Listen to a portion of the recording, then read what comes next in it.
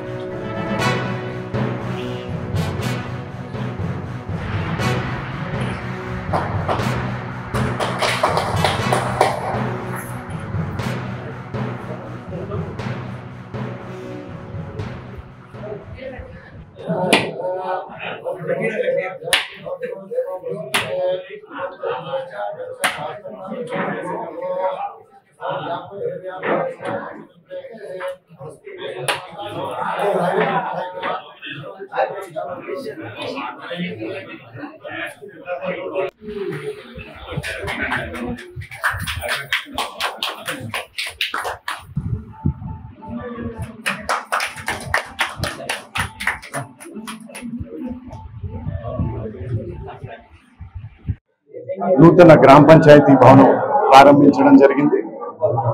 కేవలం నూతనంగా గ్రామ పంచాయతీ భవనమే కాదు, ఎమ్మెల్యేగా ఎన్నికైన తర్వాత నా మొట్టమొదటి సంతకం కూడా చింతగూడెం గ్రామానికి ఏదైతే రోడ్డు ఉన్నదో వాటి సీసీ రోడ్లు ఏవైతే ఉన్నాయో, డ్రైనేజీలు ఉన్నాయో వాటి మీదే సంతకం పెట్టడం జరిగింది.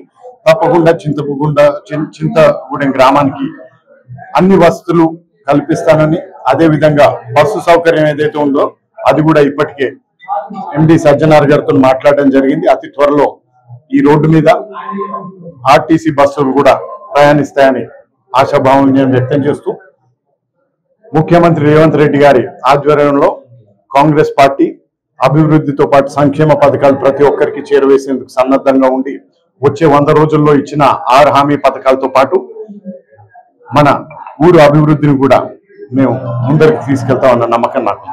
ధన్యవాదాలు.